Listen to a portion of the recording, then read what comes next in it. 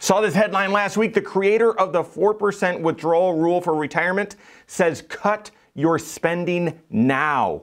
Why and what should you do? I've got that and more coming up.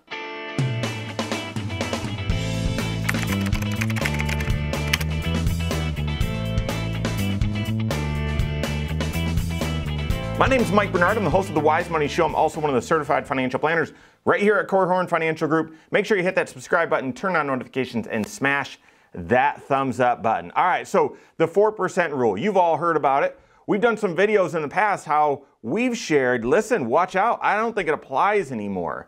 And saw a scary headline last week that the creator of the 4% rule says, cut your spending, cut your retirement spending now. Before we get into that, what is this? Okay, so Bengen, I'm not sure exactly how to pronounce his last name. So back in 1994, when the Fed funds rate was over 4% and inflation was 2%, I'm just going to throw that out there. We'll get to that in just a second. Back in 1994, this financial professional did a whole bunch of analysis going back throughout history, rolling 30-year time periods.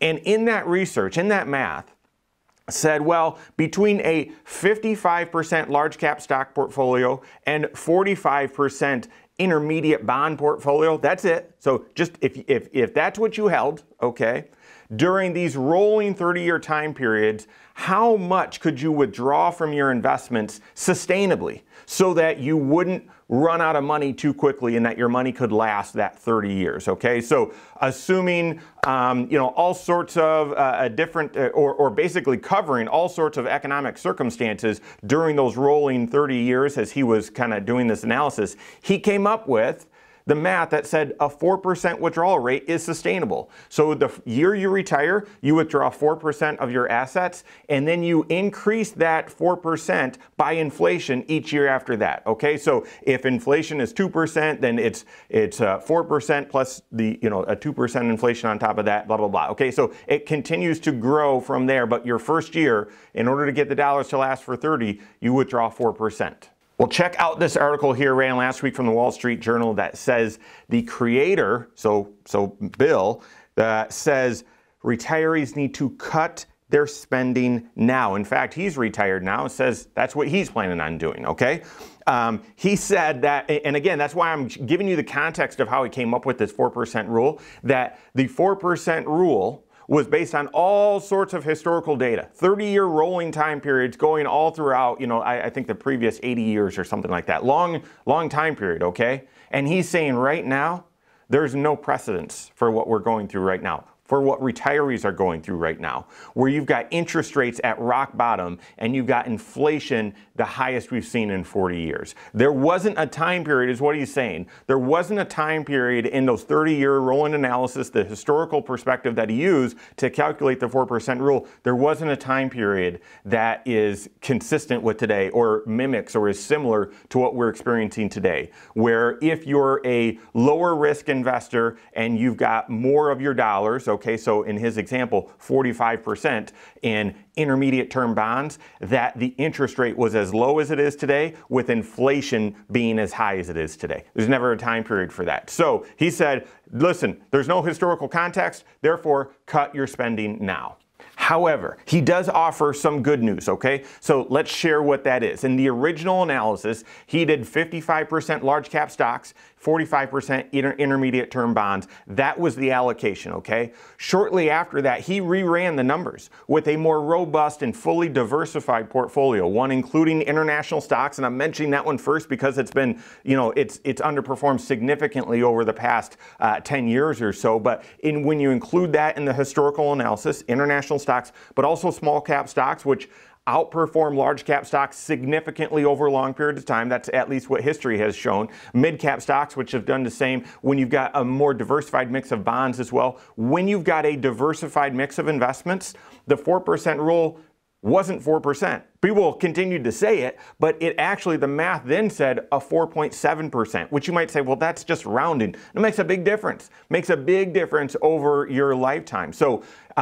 originally, it was a 4% rule based on a not fully diversified portfolio. But when he made it a diversified portfolio, it moved up to 4.7%. So that's good news. And then he's saying, well, when I crunch the numbers, again, there's no precedence for today, so therefore you should cut your spending. But if I were to crunch the numbers today, it's getting us to around 4.4%. So that's good. That is good news, even though he's saying there's no precedence for this and you should be careful, cut your spending. I think he said he's going to go out to eat less and whatever, because you only get one shot at retirement, right? If you run out of money, at that point, it's difficult to go back to work or whatever. Ultimately, your choice is you've got to reduce your lifestyle significantly. So he's saying do so voluntarily now, but he's not saying all hope is lost. When Morningstar, by the way, reran this analysis, they came up with a 3.3% withdrawal rate. Significantly different than what Bill's coming up with at 4.4. Very different, okay? So Morningstar's at around 3.3. Bill is the creator of the 4% rule, moved it up to 4.7, has now moved it back down to 4.4 and is telling everyone to cut their spending. What should you do? Do full comprehensive financial planning. That's the answer. You don't start with the sustainable withdrawal rate, the 4% rule, whatever. That's not the beginning of your retirement planning process. That's just an added on sort of double check. It's a measure that you should do after you've done all of the other analysis that leads you to a conclusion, okay? Why? Because most people, and by most people, not 51%, like 90% of people don't transition from working into retirement where their income is going to be completely normal for the rest of their life and their expenses are going to be completely normal for the rest of their lives. Therefore, you can, get rid of the paycheck, start your retirement income, and, everything's going to be just, smooth sailing from there. It's not like that for the vast majority of people. Most people, when they retire, they might transition right onto Social Security, but they might not be ready to transition right onto Medicare, right? So that's going to change. Most people might still have a little bit of debt, might still have a little bit of mortgage in retirement, but at some point that's going to get paid off. So most people, there's stages to their retirement income and their retirement spending. There's stages that you need to account for in the planning process, and you can't just say a one size fits all based on my nest egg. I'm gonna withdraw X percent and that's gonna be it forever. Now it's more complicated than that. So the planning that you need is a 5-factor retirement plan. Okay, there's 5 factors to your ability to retire with confidence. The very first factor is at what age are you going to retire? If you retire at 75, you likely should be able to withdraw more than 4% of your portfolio. That's it, right? So you can't discount these other factors. So first one is age and life expectancy, all kind of bundled into one. Second is how much you spend.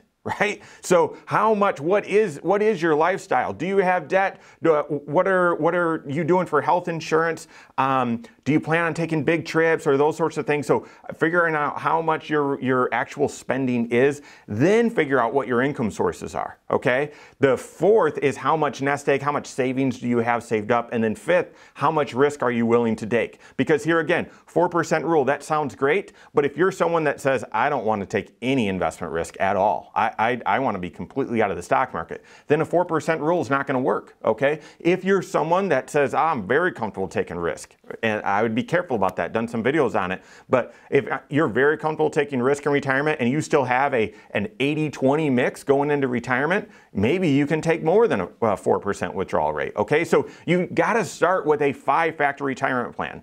Working with your certified financial planner, looking at all variables, how you would answer and really make decisions in each of those 5 factors, then combining all of that into a Monte Carlo analysis, or basically a regression analysis, to go back through history and say, okay, is this sustainable? Could this work? Could these variables all mix together? How confident are we that you're not going to run out of money before you run out of breath? Right? Before your life expectancy. Once you get to a high confidence, so over 80 or in some cases over 85% confidence rate that that plan will work, fantastic. Once you do that, you then build a retirement income plan. Okay, that retirement income plan then takes that bigger picture analysis of that 5-factor retirement plan and then drills down to, okay, here's what your current take home is right now and this is where it's going. All right, from that, here are the income sources, exact income sources that you're going to have each and every month in retirement. Here's how much your Social Security is going to be. Oh, don't forget about that small pension. All right, so here's how much would need to come from investments. Then you double check how much is coming from investments with that 5-factor retirement plan to make sure that's consistent. And then it's those two pieces are already done. That's the heavy lifting. I then, and you should then take a look at the percentage. How much then are you drawing out of investments? Compare that as a percentage to your overall nest egg. And to me, I like it to be between 3 and 4%. I just do. But that's more of a double check or a triple check really, because you've already done your 5-factor retirement plan and you've gotten that to work. You've made the adjustment, you've made the trade-offs to get that to a confidence rate. Second, you then build out your full retirement income plan, okay? And then third, you take a look and make sure, just as a double check or triple check, that the retirement income you're drawing is within 3 to 4% of your overall nest egg. That's it. That's the plan, okay? So it's much more thorough than just taking a simplified, all right, how much do you have saved up? 4% of that? Okay, that's how much I will draw. That's not appropriate for you. That's not a substitute for financial planning. With something as important as retirement, again, you only want to do it once. You really do. And maybe out of emotion or something else, you get called out of retirement like Tom Brady or something like that. I mean, and you want to go back to work, that's great. But you don't want to have to go back to work. And by the time financially, if you start running out of money and you realize, oh, I have to go back to work, it's going to be later in life. It's going to be harder for you to find a job, harder for you to go to work, and more than likely, you'll have to make significant cuts to your lifestyle. That will more than likely be your trade-off. Guys, this is crucial. It's very, very, very important. Don't make such a big decision or do the planning off of just a 4% rule. That doesn't, whether it's 3.3 or 4.4 or 4, it doesn't matter. That's not the planning that you need. Work with your CFP, build that 5-factor retirement plan, build that income plan, and then double check to make sure that's within 3 to 4% of your overall nest egg. Work with your CFP on that. If you don't have a CFP on your team, you can contact one on my team. Find us online, Korhorn.com, that's Korhorn with K, wisemoneyshow.com, you can find us there as well, or give us a call, 574-247-5898. All right, there you have it. Go out and take your next wise step in your financial life.